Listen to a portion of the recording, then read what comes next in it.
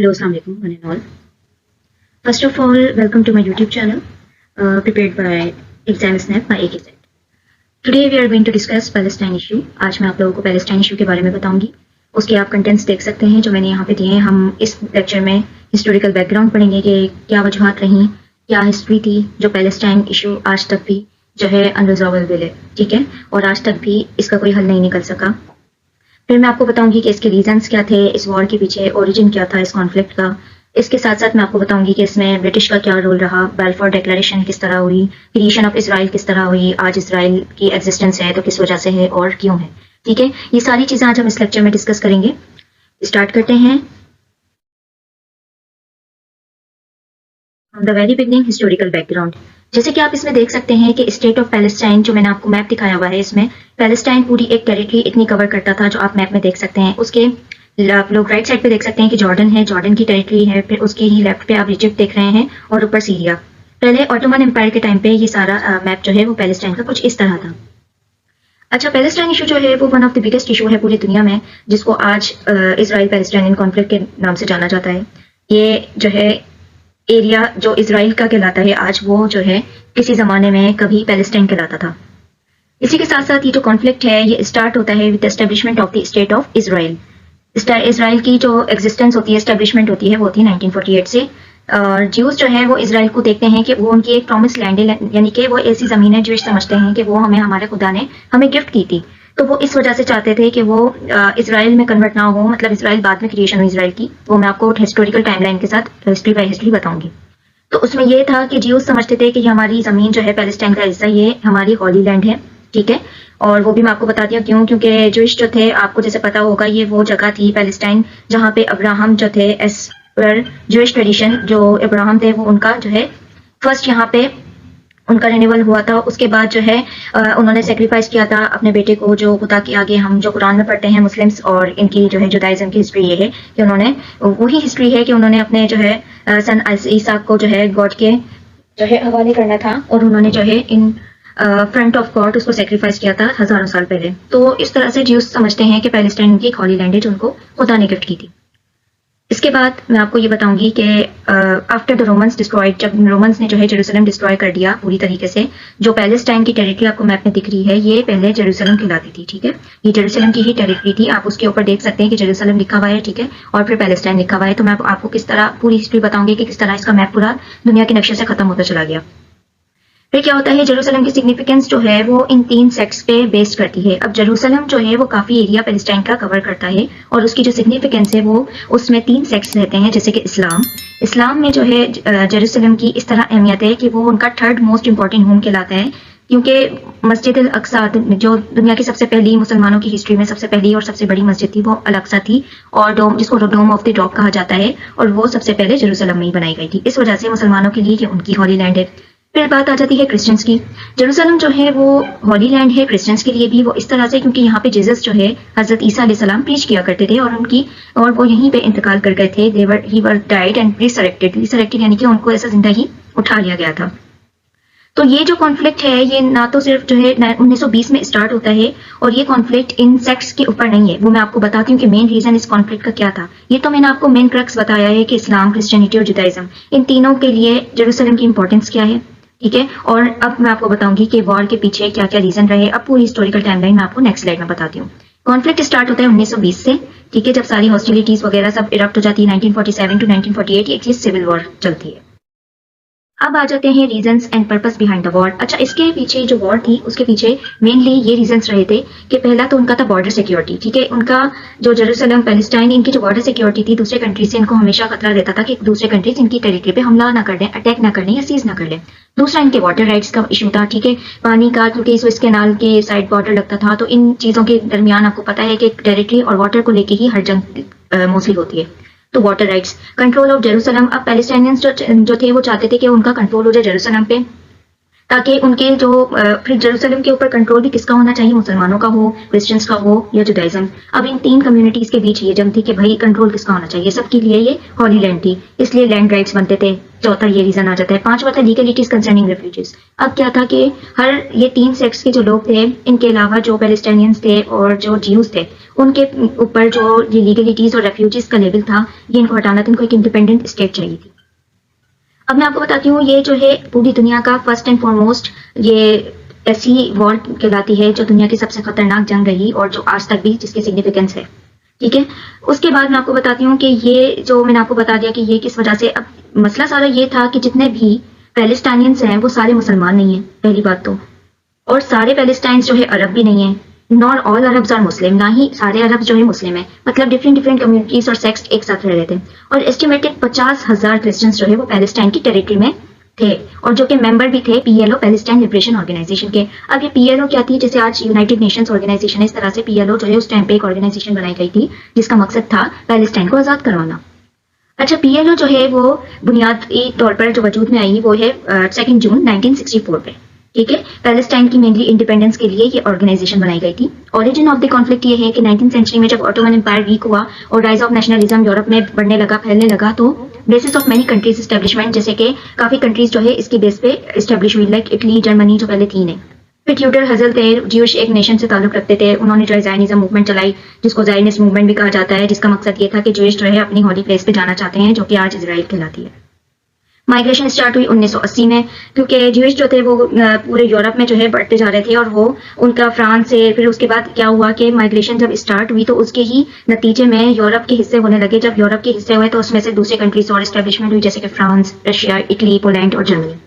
Migration increase होती रही till world war 1 से 1914 टू 1918। फिर वर्ल्ड वॉर 1, ऑटोमन एम्पायर, उसके बाद खत्म हो जाती है।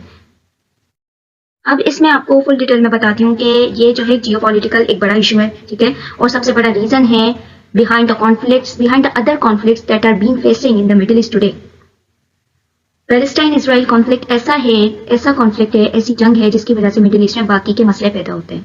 वेदर जेरूसलम इज सिग्निफिकेंट, भले ही जेरूसलम जो है इस्लाम, क्रिश्चियनिटी, जुडाइज्म पे सिग्निफिकेंट रखता है, उनके लिए मायने रखता है, लेकिन ये कॉन्फ्लिक्ट रिलीजन बेस्ड नहीं था, रिलीजियस बेस्ड तो ये था ही नहीं। ये कॉन्फ्लिक्ट, लड़ाई लैंड को लेकर थी, क्योंकि मैंने आपको जैसे बताया कि सारे मुसलमान पैलेस्टाइनियंस नहीं थे और सारे पैलेस्टाइनियंस अरब नहीं थे और सारे अरब मुसलमान नहीं थे।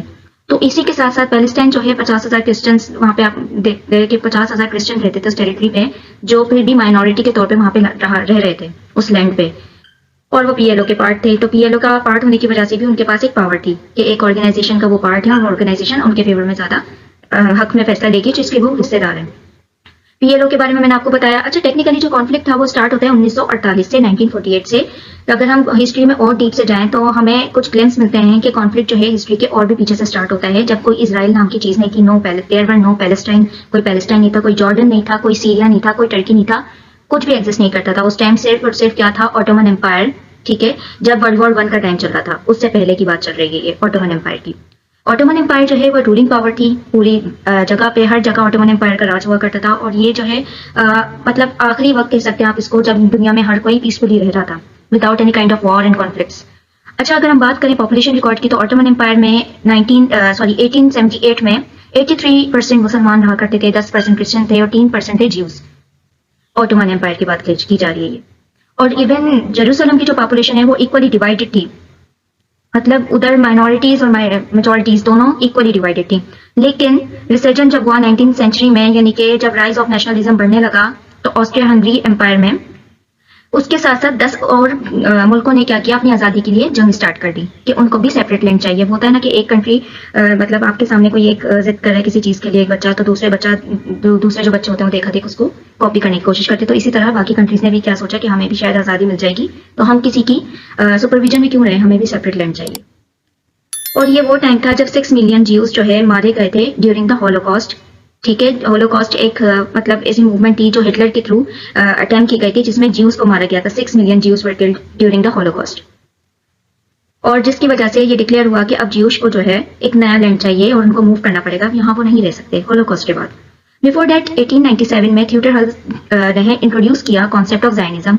उसमें ये था कि उन्होंने इसराइल को ड्रीम किया, कि उन्होंने ख्वाब सजाया कि भाई इसराइल एक मुल्क होगा जहाँ पे सिर्फ ना तो ज्यूश पीपल रहेंगे लेकिन और भी लोग रह सकते हैं ज्यूश के अलावा। लेकिन बेसिकली और पर्टिकुलरली वो जो लैंड बनाने की कोशिश कर रहे थे या सेपरेट टेरिटरी, वो उन्होंने इसराइल का नाम देके सोचा था कि हम ये ज्यूश के लिए बनाएंगे, ज्यूश पीपलों के लिए।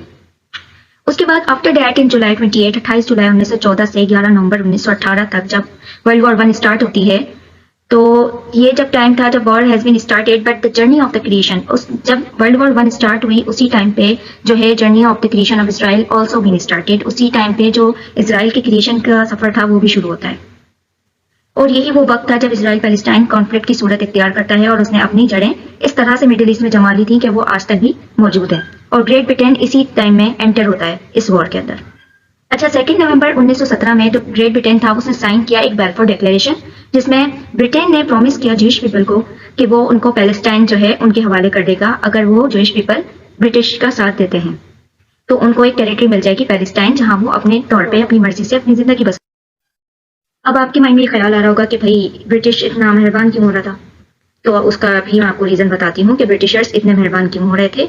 Why Britain promised Jews to help them in the struggle for the land and what was the intention behind this? उनकी क्या नियत थी, क्या इंटेंशन थी? अब ये 3 रीजन थे। पहली बात तो ये है कि ज्यूइश पीपल जो है वहां पर भी उनके ऊपर अटैक किया जा रहा था, वहां पर भी उन लोगों को राइट्स नहीं मिल रहे थे जहां जहां ब्रिटिशर्स खुद रूल कर रहे थे। पहला रीजन ये था कि वहां पे भी ज्यूइश के साथ बहुत बुरा हो रहा था। दूसरा रीजन ये था कि during the world war 1 Jewish जो है वो फाइट कर रहे थे ब्रिटेन के साथ, ब्रिटेन को सपोर्ट कर रहे थे वर्ल्ड वॉर में, ताकि वो उनके सपोर्ट में जंग जीत जाए और उनके लिए कुछ कर सके, क्योंकि ब्रिटेन उस टाइम पावरफुल था ऑटोमन एम्पायर के बाद। इस वजह से ज्यूइश जो है ब्रिटेन का साथ दे रहे थे, लेकिन ब्रिटेन उनके ऊपर उनको पूरे राइट्स फिर भी नहीं दे रहा था। थर्ड रीजन ये था कि ब्रिटेन खुद भी चाहता था कि वो इस लैंड पे कब्जा कर ले, वाइल मेकिंग फॉल्स प्रॉमिसेस, ये झूठे वादे करके कि ज्यूइश को अगर वॉर में अगर हम ले लेते हैं तो ज्यूइश के सपोर्ट के साथ हम दूसरे लोगों को हरा के इस टेरिटरी पे कब्जा कर सकते हैं। अब मैं आपको बताती हूँ कि ब्रिटिश ने जब प्रॉमिस किया ज्यूइश पीपल से कि पैलेस्टाइन जो है ऑटोमन टेरिटरी उनको दे दी जाएगी, तो पैलेस्टाइन जो है ऑटोमन्स की टेरिटरी थी उस टाइम पे। जब ज्यूइश से वादा किया था ब्रिटिशर्स ने कि हम आपको पैलेस्टाइन दे देंगे, तो 1917 में जो है ये ऑटोमन्स की टेरिटरी थी। इसके साथ साथ उससे 1 साल पहले 1916 में ब्रिटेन ने ऐसा ही कुछ वादा फ्रांस के साथ भी किया था कि अगर वर्ल्ड वॉर के बाद ब्रिटेन और फ्रांस जो है इक्वली डिवाइड कर लेंगे ऑटोमन्स की टेरिटरी और डिवीजन कर लेंगे लैंड की, पूरे ऑटोमन एम्पायर पे इन दोनों का कब्जा होगा अगर फ्रांस उनका साथ दे तो। फिर उसी से 1 साल पहले 1915 में ब्रिटेन ने सेम प्रॉमिस किया मक्का के शेरिफ से, हुसैन बिन अली से, कि अगर वो ब्रिटेन को सपोर्ट करते हैं वर्ल्ड वॉर 1 में और ऑटोमन एम्पायर के अगेंस्ट जाते हैं, उनको डिफीट देते हैं, तो फिर क्या होगा कि उनका मक्का शेरिफ का पूरा कंट्रोल होगा ऑटोमन टेरिटरी पे इंक्लूडिंग पैलेस्टाइन।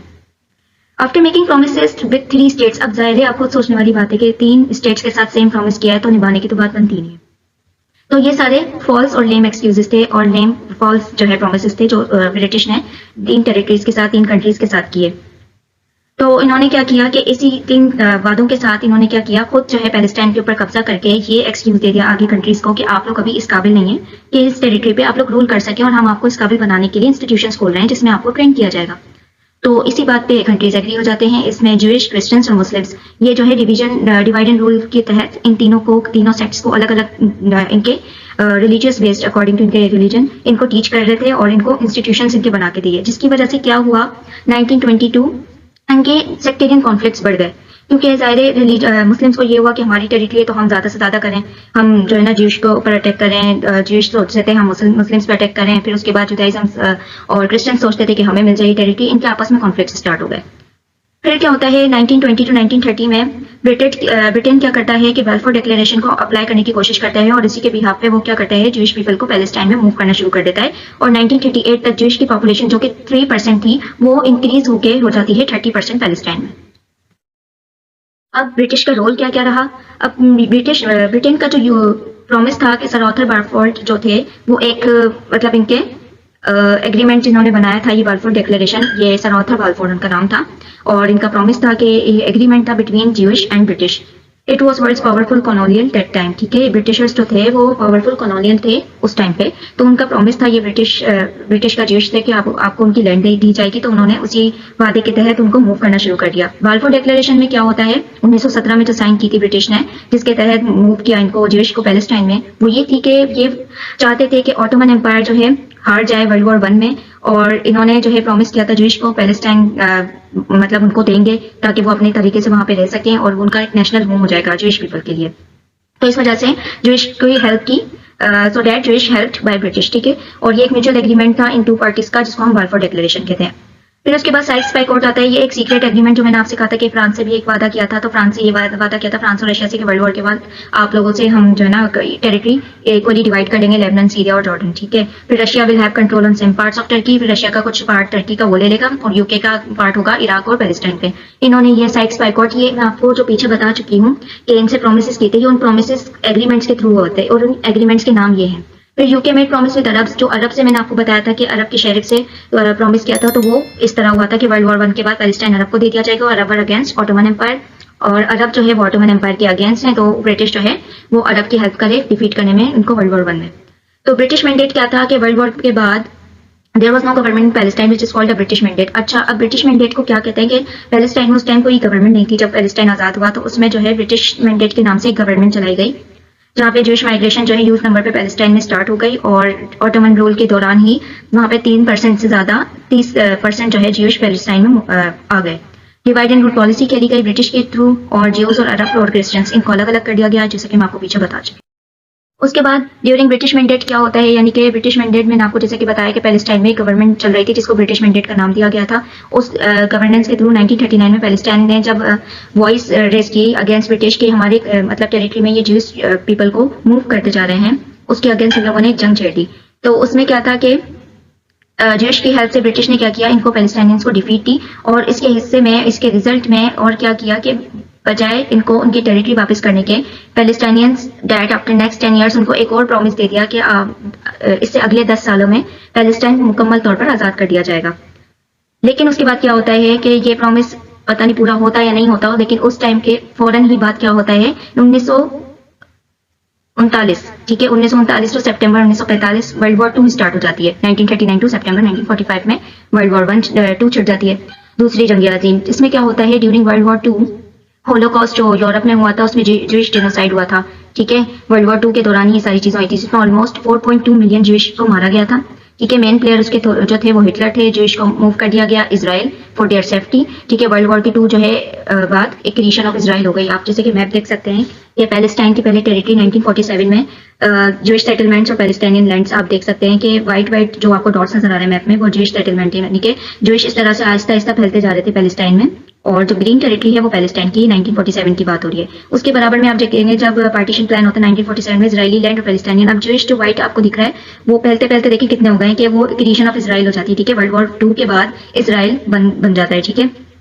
तो क्या होता है कि ये जो मामला होता है कि इजराइल पैलेस्टाइन वाला, ये ब्रिटेन ऑटोमेटिकली क्या कर देता है, यूएन जो ऑर्गेनाइजेशन है जो कि वर्ल्ड वॉर 2 के फौरन बाद जिसकी क्रिएशन होती है, ठीक है, उसको उसके हवाले कर देता है कि ये मामला अब आप सुलझाएं, ठीक है। तो after the Britain handed over this Palestine issue resolution to the world organisation, United Nation Organisation was came into force after world war 2 on 24 October 1945। अच्छा, वर्ल्ड वॉर 2 के फौरन बाद यूनाइटेड नेशंस जो है वो 24 अक्टूबर 1945 में वजूद में आती है, और फौरन ही उसको सबसे बड़ा दुनिया का मसला मिल जाता है, इजराइल पैलेस्टाइन कॉन्फ्लिक्ट। अब आप खुद सोचें, जो ऑर्गेनाइजेशन खुद स्टार्ट हुई है, वो ऑर्गेनाइजेशन एकदम मिडिल ईस्ट का सबसे बड़ा मसला कैसे सॉल्व करेगी। तो ब्रिटेन जो है इस तरह साइड निकल जाता है, और इजराइल और पैलेस्टाइन का कॉन्फ्लिक्ट वहीं अटका रह जाता है। After world war 2 creation of Israel क्या होता है, यूएन रेजोल्यूशन होता है 1947 में, और फिर यूएन क्या करता है, इक्वली डिवाइड कर देता है एरिया को between Jewish state and Palestine Arab state. अब आप देख सकते हैं कि 1947 में जो सेकंड मैप दिख रहा है आपको पार्टीशन प्लान में, उसमें आप पैलेस्टाइन की टेरिटरी देखें और इजराइल की देखें, इजराइल की फिर भी ज्यादा है और पैलेस्टाइन की कम है, जिसके नतीजे में क्या होता है, international control over Jerusalem decided by UN. अब ये यूएन डिसाइड करता है कि भाई ये दो कंट्रीज जो है ना 50% पॉपुलेशन रखते हैं, तो इस वजह से दोनों की जो है ये टेरिटरी डिवाइड कर देते हैं, जिसपे पैलेस्टाइनियन जो है डिनाई करते हैं इस बात से कि हम इस एग्रीमेंट को नहीं मानते, और जूइश पीपल जो है वो हैप्पीली इस चीज को एक्सेप्ट करते हैं, क्योंकि जाहिर है उनको ज्यादा लैंड मिल रही थी तो वो खुश थे, और उनको इंडिपेंडेंस मिल रही थी जो काफी टाइम से अपने ही लैंड पे रिफ्यूजीज कहला रहे थे। तो जूइश जो है 14 मई को 1948 को अपने आप को ऑफिशियली इंडिपेंडेंट भी डिक्लेयर कर देते हैं।